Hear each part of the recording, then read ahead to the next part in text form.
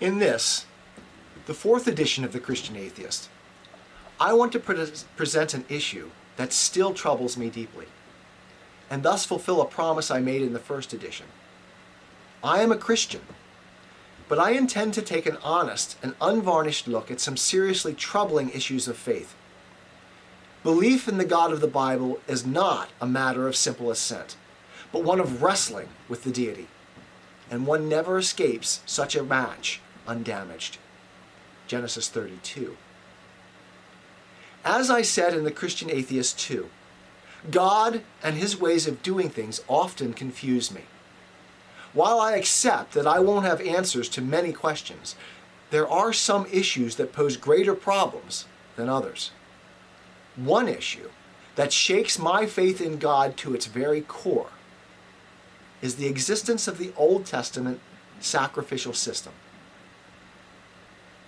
I understand that this system prefigures Christ. I understand the propitiation of the divine requirements of a holy God. I accept that the wages of sin is death, that my failure to live up to the holy requirements of a just God requires my life in payment. The doctrines of substitutionary atonement and justification by faith all depend upon Christ's sacrifice on behalf of sinners. I understand that the idea of sacrifice holds psychological significance as a bargain with the future. I am also a naturalist, understanding the death for life cycle of nature, which speaks clearly of sacrifice. My objection is not naive or sentimental. It is, I suppose, if I must label it in some way, aesthetic.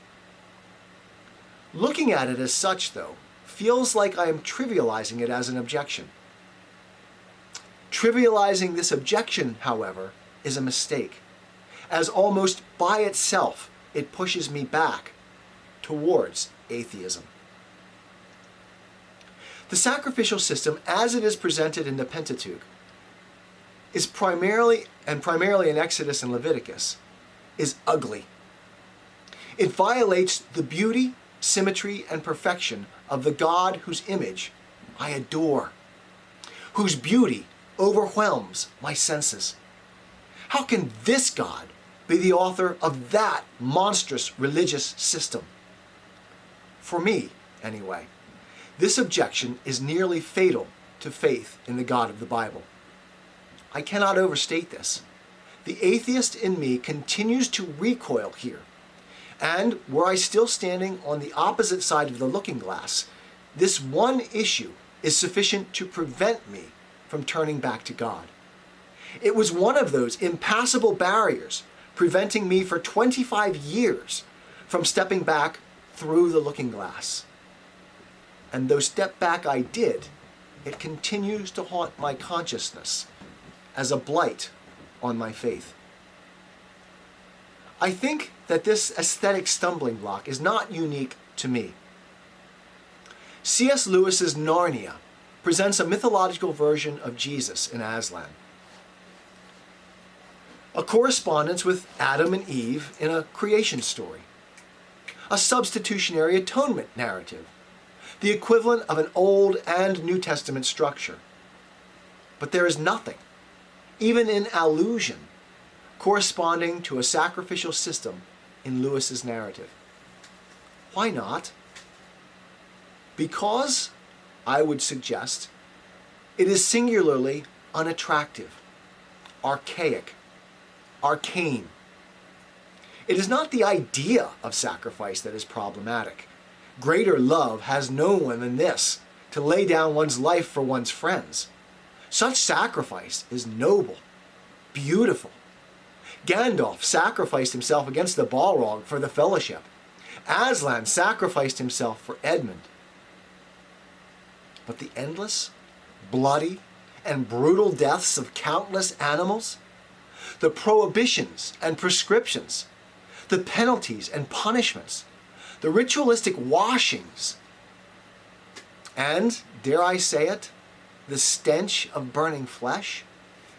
How do we make sense of this hideously unattractive, labyrinthine, ritualistic, and brutal sacrificial system laid out for Old Testament worship in the Pentateuch?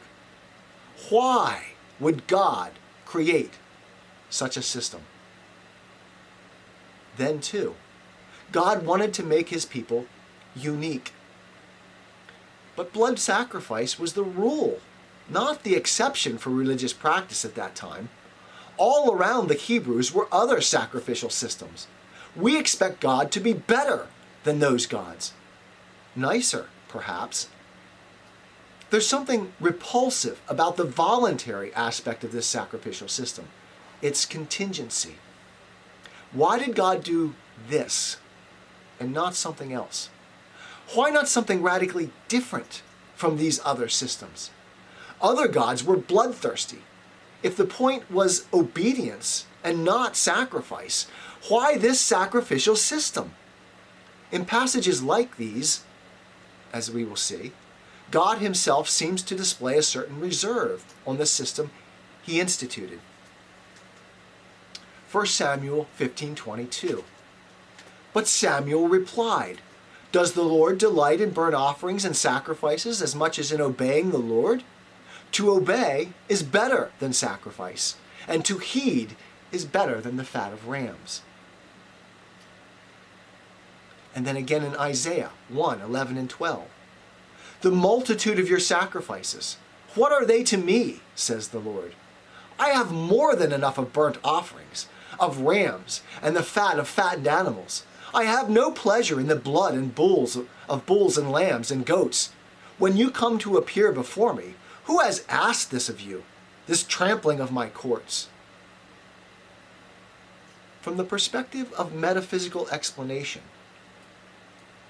the sacrificial system, its historical context and implications, in addition to all the arcane and ritualistic practices and peculiarities of Hebrew worship, still cause me to doubt the existence of God, to give priority to an historical explanation that provides a purely human explanation of religious faith in general, and of the Hebrew sacrificial system specifically.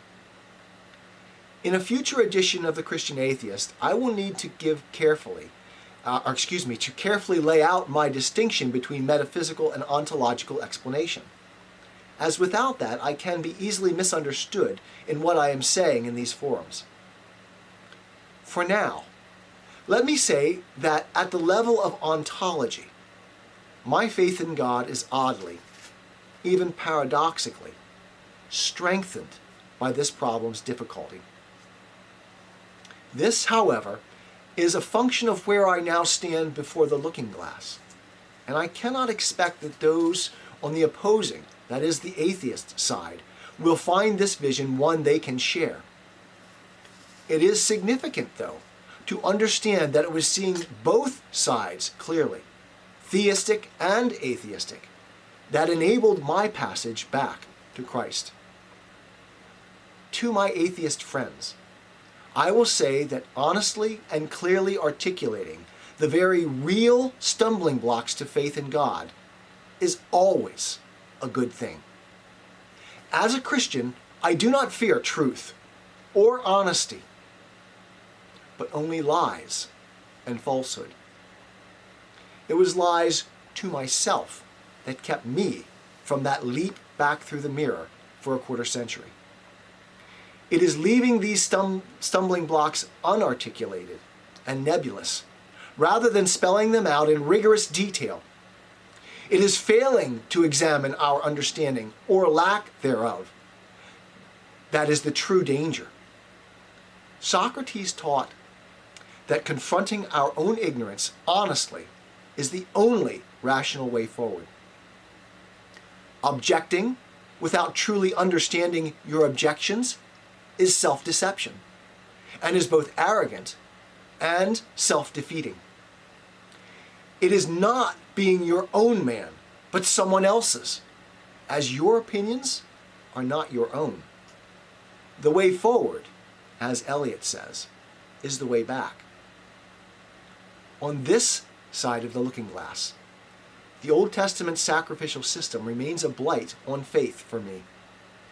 I cannot bypass its ugliness. I cannot explain it away. Now, however, At the level of ontology, the things which cause doubt at the metaphysical level have become some of the most powerful evidential claims for God's existence. I believe because I do not understand.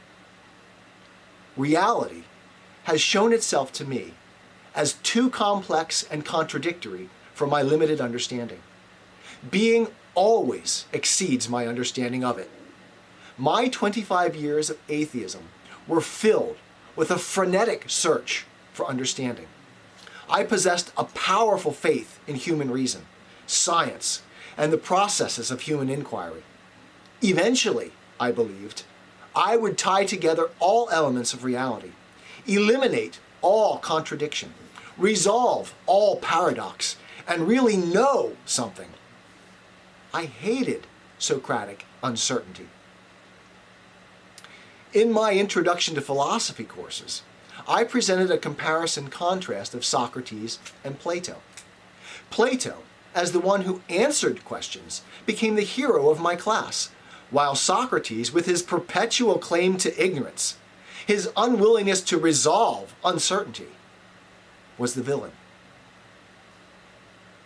Slowly and inexorably, however, over those 25 years of atheistic inquiry, as my explorations deepened and expanded, quantum mechanics, chaos theory, string theory, astrophysics, music, art, literature, anthropology, psychology, everywhere I turned, it was Socrates' vision that won the day.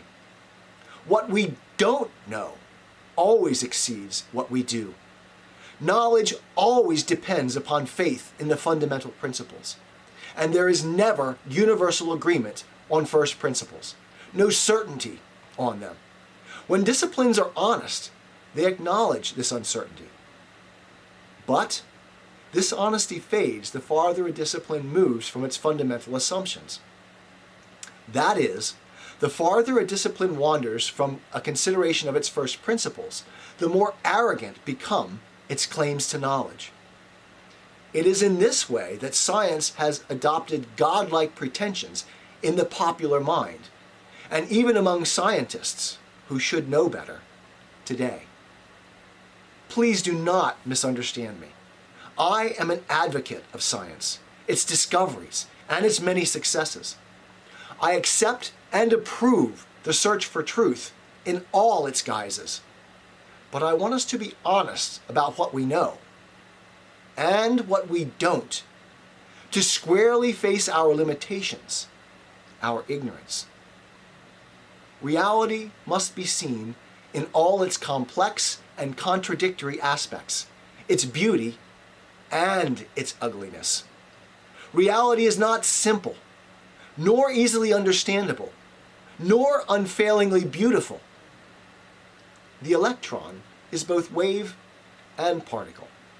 Time and space are relative. We cannot know both the velocity and the position of an elementary particle. Something can come from nothing in spontaneous pair generation and annihilation. Observation changes what is being observed. Quantum entanglement violates the speed of light and nullifies space. Is Schrodinger's cat alive or dead before we check? Can it really be both and neither in quantum superposition? All is not reconciled in reality, or in the honest stories we tell about it. The world is confusing, contradictory, unresolved, complex, ugly as well as beautiful, rational and irrational. The stories we tell about reality ought to be likewise complex, as most good scientific stories are. The Bible and its God reflect this complex reality better than any other story I know. It is this very pointed opacity to human reason that gives evidence to its extra-human origin. I should be suspicious if God's plans and actions always made sense to me, always presented a vision that never challenged my limited, finite, and fallible faculties.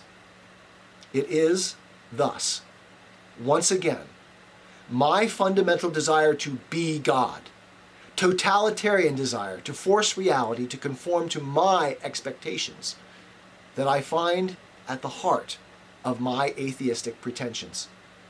God's plan for Old Testament worship should be beautiful, not ugly. And if I find it otherwise, God is at fault. I would have done better. Socratic ignorance, by contrast, throws us back on our finitude, forces us to humility. I am not claiming that the Christian holds the position of humility and the atheist that of arrogance, as I think that arrogance is human, not theistic or atheistic. As an atheist and as a Christian, I find the Old Testament sacrificial system atrocious, ugly, and an obstacle to faith. I do not understand why God instituted it as he did, rather than something else. It seems to me that a perfect being could have done something different and better. God, however, remains God, and I am just a man, and not a particularly good one at that. That ugliness stands in the heart of God's system, certainly is reflective of the reality I inhabit in this fallen world. So the picture God paints tells the truth. If God's vision differs from mine, I will defer to him. And if he slays me, yet will I trust him. The secret things belong to the Lord our God, but the things revealed belong to us and our children forever, that we may follow all the words of this law. Deuteronomy 29:29. If you have not yet listened to the Christian Atheist episodes 1, 2, and 3, be sure to do so now. To a degree, each episode builds on the others. So to fully appreciate what is said in this episode, it is necessary to view the progression. Please subscribe so you won't miss any future episodes. Don't forget to comment, letting us know what you think and what you'd like to hear from us. Let's start a conversation on this or any other topic.